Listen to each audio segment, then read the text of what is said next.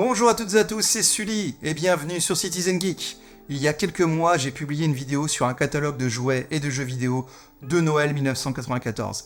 Et cette vidéo a remporté un franc succès. Pour une petite chaîne comme la mienne, cette vidéo a été vue plus de 17 000 fois et nous sommes passés de 1000 à 1500 abonnés. Je tenais vraiment à vous remercier pour votre fidélité ainsi que vos commentaires. Vous avez été nombreux en messages privés ou en commentaires à me demander une suite de cette vidéo. Eh bien, aujourd'hui, je peux vous dire que je vais vous faire un cadeau de Noël avant l'heure. Je vais pas seulement vous proposer un seul catalogue, mais 3 catalogues. Un de 1996, un autre de 1997 et pour conclure un de 1998. Avec au programme des consoles comme la PlayStation, la Sega Saturn ou la Nintendo 64, ainsi que plein de jeux mythiques de l'époque. Installez-vous confortablement pour regarder cette vidéo. Et si ce n'est pas encore fait, n'hésitez pas à vous abonner à Citizen Geek. C'est gratuit et ça fait toujours plaisir. Merci d'avance.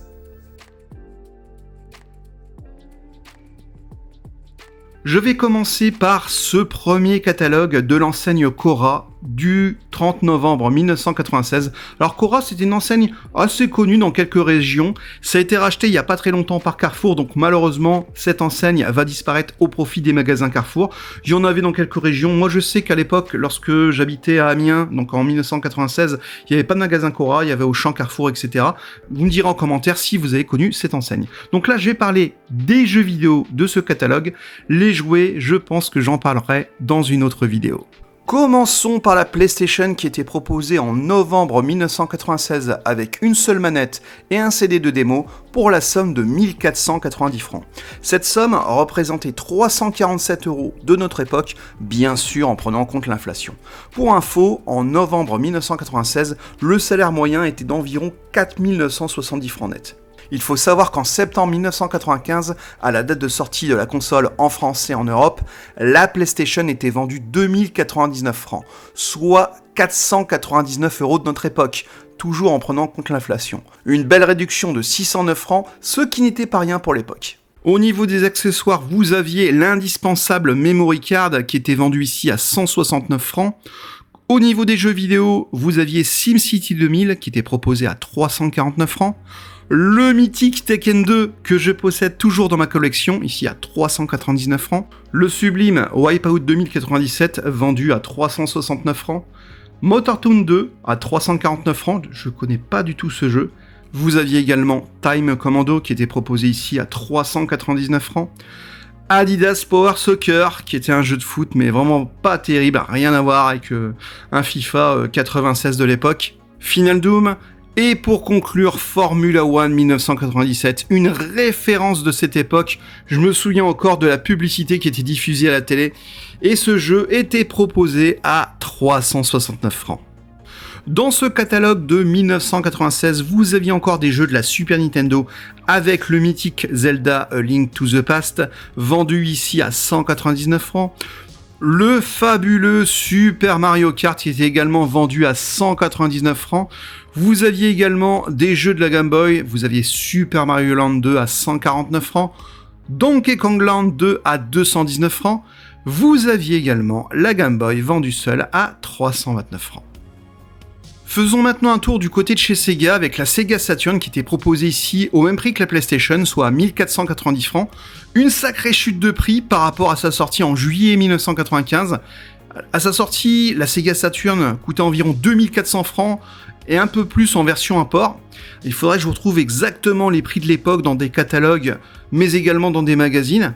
C'était une sacrée chute de prix, environ 1000 francs par rapport à l'année précédente.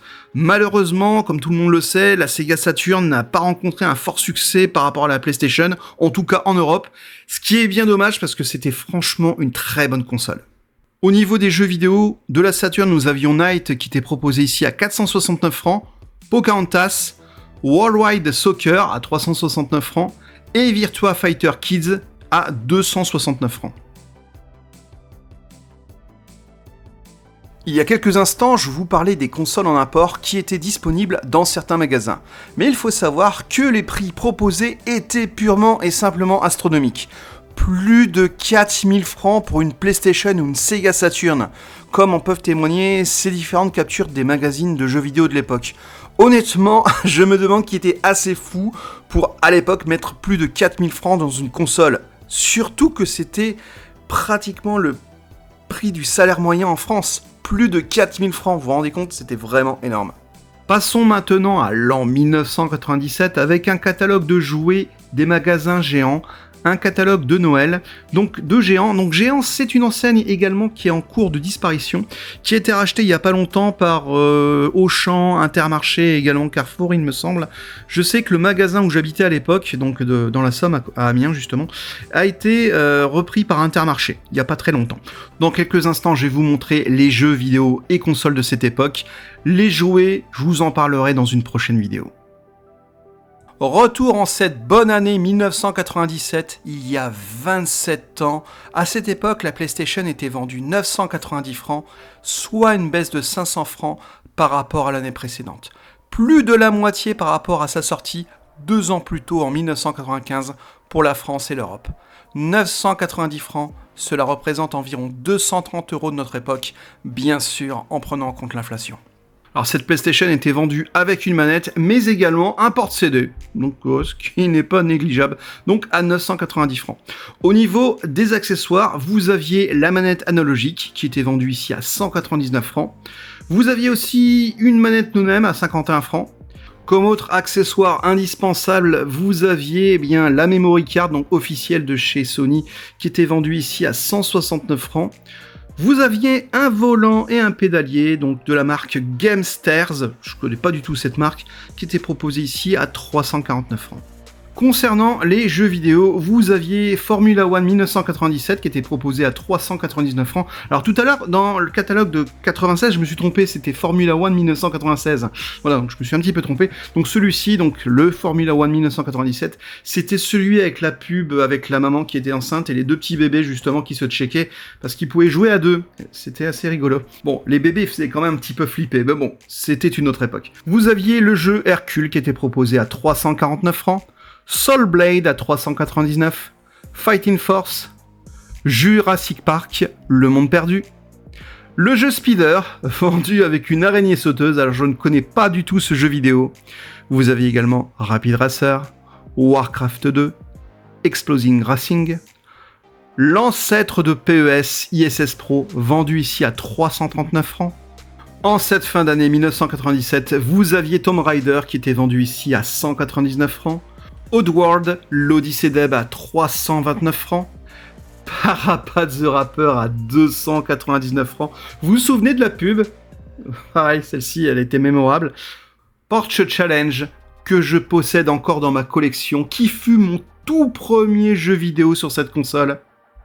Vous aviez également Rage Racer, Croc, V-Rally, proposé ici à 349 francs, que je possède encore dans ma collection. Et pour conclure ces deux pages dédiées à la PlayStation, le jeu Moto Racer, proposé ici à 369 francs. Maintenant, passons du côté de chez Nintendo. Alors je vais commencer avec la Nintendo 64 qui venait tout juste d'être commercialisée en France. C'était en septembre 1997, donc quelques mois plus tôt. Donc elle était vendue ici avec une seule manette pour 999 francs, ce qui représente 230 € d'aujourd'hui, bien sûr en prenant en compte l'inflation. Dans ce catalogue, vous aviez la manette officielle de la Nintendo 64 qui était vendue ici à 169 francs. Concernant les jeux vidéo, vous aviez le mythique Mario 64 qui était proposé ici à 369 francs. Star Wars à 479 francs, ce qui représente 110 € de notre époque. Bien sûr, en prenant en compte l'inflation, je le précise toujours. Le superbe Mario Kart 64 qui était vendu ici à 369 francs. Doom 64, ISS Pro vendu à 529 francs, ce qui représente 121,92 € en 2024, ce qui est énorme quand on compare justement avec le salaire moyen de l'époque. Turok à 497 francs. F1 pole position 64, c'était pas du tout Formula One 97, c'était vraiment un jeu à part, donc Formula One pole position, donc 64. Vous aviez également l'Iliad Wars, vendu avec un kit de vibration, je connais pas du tout ce jeu. Et vous aviez aussi le jeu Wave Racer. Alors une petite info concernant la Nintendo 64, il faut savoir qu'elle était sortie en Europe en mars 1997, mais sa sortie française avait été repoussée en septembre 1997, et entre-temps il y avait justement de l'import qui était vendu à des prix un petit peu plus importants, c'est à peu près dans les 1300-1490 francs, donc ouais, en tout cas voilà, la sortie officielle de la console, c'était bien le 1er septembre 1997. Toujours du côté de chez Nintendo, vous aviez la Game Boy Pocket qui était vendue ici à 349 francs, environ 80 € en prenant en compte l'inflation. En matière de jeu, vous aviez sur cette Game Boy un grand classique, vous aviez Donkey Kong Land ainsi que Super Mario Land, mais également Star Wars ainsi que Lucky Luke. Du côté de chez Sega, vous aviez la Sega Saturn qui, je rappelle, est la console préférée de Marcus. Non, je plaisante, il n'aime pas du tout cette console. Donc celle-ci était proposée à 990 francs. Au niveau des jeux vidéo, vous aviez Wipeout 2097 qui était également sorti sur PlayStation, mais également Resident Evil qui était également un titre phare sur la PlayStation. Celui-ci était proposé à 369 francs. Vous aviez également Warcraft 2 ainsi que Duck Nukem 3D. Passons maintenant à l'année 1998, une très bonne année pour la France parce que nous étions pour la toute première fois champions du monde de football, donc en juillet 1998. D'ailleurs, j'avais eu le jeu Coupe du Monde 98 quelques jours après pour mon anniversaire, donc c'était génial. Un très bon jeu, mais je pense pas qu'il soit disponible dans ce catalogue de jouets. En tout cas, ce dernier catalogue de jouets proposé dans cette vidéo est un catalogue des magasins Leclerc, donc de novembre 1998, un catalogue de Noël. Et ce catalogue avait une petite particularité, c'est que vous pouviez faire la demande au magasin Leclerc pour obtenir une cassette vidéo dans laquelle étaient proposés les différents jouets. Alors cette vidéo est disponible sur YouTube parce qu'elle a été numérisée justement par des fans, donc disponible sur YouTube, mais également sur un site d'archives, et je vous mettrai directement le lien dans la description. Dans ce catalogue de Noël de 1998, vous aviez la PlayStation qui était vendue à 790 francs, elle avait perdu 200 francs par rapport à l'année précédente.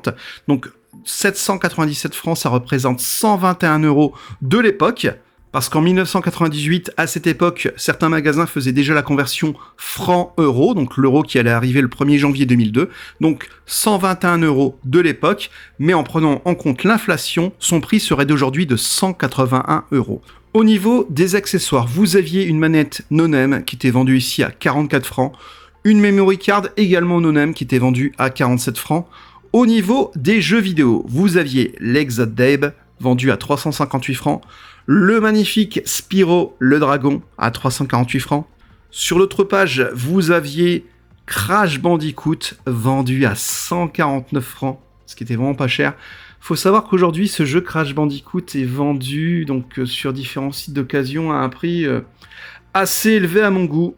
Et encore, il a baissé. Il y a une époque, c'était pratiquement 150 €. Du grand n'importe quoi. Enfin bref, c'est une autre histoire. Vous aviez également Tomb Raider 3, mais vous aviez le mythique Tekken 3 qui reste l'un de mes Tekken favoris sur la PlayStation. Celui-ci était vendu à 398 francs.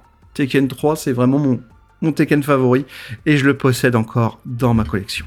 Et pour conclure, au niveau des jeux PlayStation, parce que c'est vrai qu'il n'y a pas grand-chose dans ce catalogue, vous aviez Formula One 98 qui était vendu ici à 343 francs. Maintenant, passons du côté de chez Nintendo avec la Nintendo 64 qui avait chuté de prix en 1998. Elle était passée de 990 à 790 francs, ce qui représente 121,54 € de l'époque et environ 182 € de nos jours en prenant en compte l'inflation. Concernant les jeux vidéo de la Nintendo 64, il n'y avait pas grand-chose dans ce catalogue, c'est comme pour la PlayStation. Il y avait Forsaken à 229 francs, ainsi que Mission Impossible à 390 francs. En cette fin d'année 1998, la Game Boy Pocket était toujours commercialisée à 349 francs. Vous aviez des jeux comme F1 Race, Mario Yoshi, ainsi que Wave Race proposés ici à 99 francs l'unité.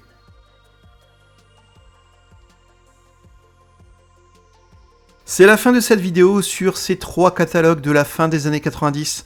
Cela a été un plaisir pour moi de vous les partager, de vous faire redécouvrir les jeux de l'époque ainsi que les consoles, et de pouvoir comparer leurs prix selon les années. Alors il est clair que d'une année à une autre, le prix des consoles pouvait être revu à la baisse, ce qui n'est plus vraiment le cas aujourd'hui.